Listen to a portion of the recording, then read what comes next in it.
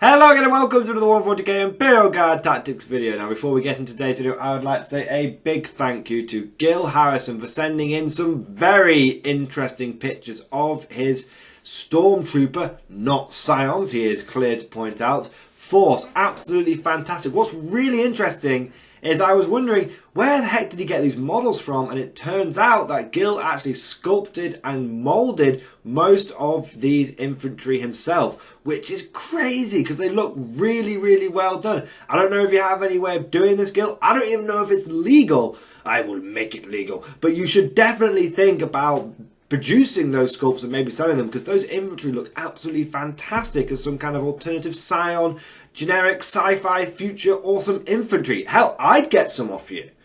So just think about it. Think about it.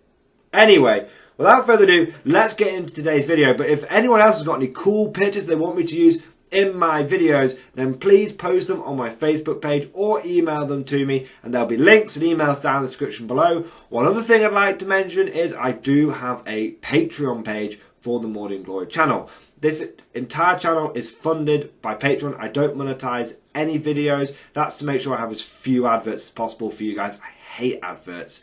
And it just means that all the money that I get from my Patreon gets reinvested directly back into the channel. Sometimes it builds up and then I spend it on new terrain, or I spend it on, I'm looking at getting a new camera soon, and events are opening up again back in the UK, and so I'll be using the Patreon money to go to events and buy tickets and stuff like that. So it's all the Patreon money goes back into the channel, and I should say massive thank you to all the Patreon supporters, because honestly, you guys make this channel awesome. But without further ado, let's get into today's video. Now today, guys, I want to be sort of musing. It's going to be a bit of a free-form ideas video here, guys. We're going to be just playing around with the concept. And what we're going to be looking at is this interesting idea that maybe, just maybe, we've finally crossed over into opposite land fully. Because I'm starting to see a trend in some of the tournament results that are coming out. You see, in the UK, there's been, a few smaller events, and also in America, there's been a lot of events happening, and around the world where COVID isn't quite as bad, there's been a few tournaments. Some of these are bigger, some of these are smaller. But what we're seeing consistently occur now, in the last sort of 3 or 4 events that I've sort of idly read the highlights about, we're seeing Guard place well. In fact, we're seeing in several events, Guard place in the top 10, if not the top 8 or the top 4. They're still placing in the top 10. But it's not normal Guard which is placing in the top 10. It's not Guard soup. It's Stormtroopers. It's Militarm Tempestus Scions. And I think we've crossed into this bizarro world, guys, where pure Scions may actually be one of the most competitive ways you can run your Imperial Guard army now. I mean, for how many years has it been the other way around? For as long as I can remember, Scions were always seen as this cool army that if everything goes perfectly, they will do very well. But the moment even a slight fly in the ointment, a slight span in the works happens, the moment one thing doesn't go the way you need it to go, the army falls apart. They were like Dark Elder on hard mode. Traditional Dark Elder we're talking here. And then they sort of slowly but surely, they've got, especially in 7th edition, they were very much that way. In 8th edition, they were like, okay, yeah, they're not as bad as they used to be, but still regular Guard is the better way of going. Like, regular Guard is better. Now we're in 9th edition. And regular Guard, traditional hybrid Guard, traditional pure Astra Militarum, no frills, no trills, just Guardsmen and tanks, is struggling. But like I said, I've seen 3 or 4 events now where it's been like, oh, an 8th place, Militarm Tempestus Scions, 9th place, Astra Militarum, all Scions, 7th place. And it's all like, it's crazy. And I was wondering, like, well, at first my reaction was, this is just unusual. This is crazy. This must be a one-off. Then it keeps happening. And my initial thought was, oh my god, it's insane that Scions are doing so well. How come they're doing so well? And then I thought about it for longer than half a second. And I sat down and was like, Well, actually, it does make sense. It makes sense why Scions do well. And it's the same reason for why Harlequins do well. Which is that if you only have a few unit options, and as long as those unit options are pretty point efficient and are pointed correctly, it's almost difficult. You always have to go out of your way to write a bad list. Because you've only got, like, when you look at a Scion squad, it's actually quite difficult to make a shit Scion squad. Obviously you can try, but with things like Random Lions being a thing now, with Flamers being being longer ranged now, the traditional pitfalls of Scions, they sort of, it's like I said, you really have to go out of your way to make a bad Scion list. At the end of the day, you've got a 9-man unit for 45 points. That's a cheap basic troop choice.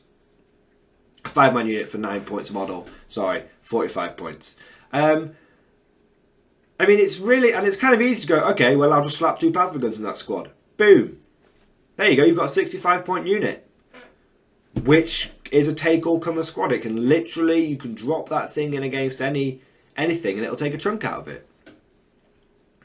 Okay, you want bigger squads. Okay, well, I still only have 1 troop choice. So I guess I'll just take the 5-man squad and put it up to a 10-man squad. It's like, okay. And unlike regular Guard, where you've got this whole smorgasbord of layouts of special weapons and heavy weapons, with Scions, as long as you just stick to the golden rule of always take the same special weapon in the same squad. So don't go 3 flamers and grenade launcher, just go 4 flamers, or go 4 plasma guns or 4 melter guns. As long as you're staying consistent and having 4 or 2, depending on the size of the squad, in the unit, it's, just as long as you stick to that golden rule, it's very easy for you to make squads which are good for a specific purpose. Oh, I want to shred hordes of infantry. I guess I'll take 4 hotshot volley guns. Oh, I want to be able to blow open any tank or heavy infantry that I come across. Guess I'll take 4 melter guns. Not sure what I'm going to face. Better take plasma. It can deal with pretty much anything. It's the take-all-comer special weapon.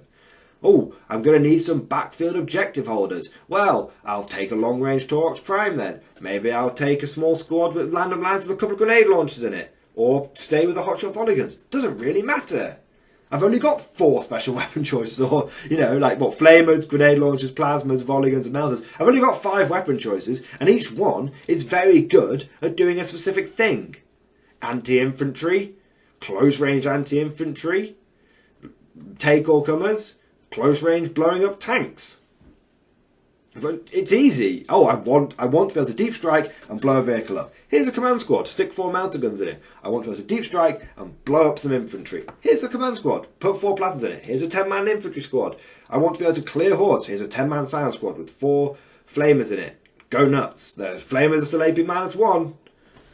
See what I mean? It's difficult to make a bad Scion list if you just stick to a couple of golden rules. Okay? And I think what it comes down to, if I've obviously emphasised one point way too much, but I think what it comes down to, guys, is as long as Scions are pointed appropriately, not undercosted, but just not overcosted, but just pointed appropriately, they'll do really well. That they live and die on their points costs. And I know that sounds obvious, but there are a lot of units out there which can be kind of pricey, but they do what they need to do. But and I know 40k in general, you can say everything comes down to how much something costs. But I think Scions are really, really sensitive to it. They're a bit like a coral reef. They're kind of sensitive to the temperature going up like 1 degree. Scions are really kind of sensitive to going up 1 or 2 points. If Games Workshop pumps them up by a point or 2, you're going to see those Scion lists just disappear. Straight away disappear. So I just think it comes down to the fact that they've only got a couple of unit choices. You've literally got 2 boxes of guides you can buy. You can buy a Torox Prime, or you can buy a Scion box. 2 units. Oh, if you really want to get fruity, you can buy a Stark Collective, which has both of those units. Woo! I mean, yeah, you have Commissars and stuff, but they're not unique to the Scions. So it's kind of crazy, but I think And obviously you've got your Valkyries as well. Don't forget you've got Valkyries, you've got a bit of air support. But I think a take all comers traditional Scions list, Scions army, is actually really powerful now. You've got flyers which give you manoeuvrability. You've got Taurox primes which provide you with cheap firepower in terms of Dakka primes, and they can do transport capabilities. Your guys themselves, for 9 points, for a 4+ save, a blitz skill 3+, and being able to take a lot of special weapons, that's great. Your officers are cheap. Your characters are cheap. There's no inefficiencies in the list. It's just it's very Scion at the moment. It's efficient. It gets the job done. It's powerful, and it's cheap enough where you can just have enough of everything you need. You can have a couple. You can still, you as a Scion player could turn up with a couple of Valkyries, 4 or 5 Taurox primes, and about 30, between 30 and 50 infantry, and you'll be fine. That covers all your bases. Some of your infantry will deep strike, some of them won't. So you'll have a guy who's giving out reroll 1s because you land on lions. You'll have a guy who's giving out a 5+ field invulnerable save to all your vehicles because that's what guards really need. A land on lions again. I don't know how long it'll last, but all I can say is I'm pleased to see Scions are getting their day in the sun. So it's just a nice thing for Scions to be good. It's just nice. They're not broken. They're not overpowered. They're just solid. And I kind of feel like for the first time in a while, Scions, just generally speaking, are going to feel how Scions should feel. They're going to feel powerful. They're going to feel like the best of the best. They're going to feel like they're better than the regular guard, which is what they are meant to be.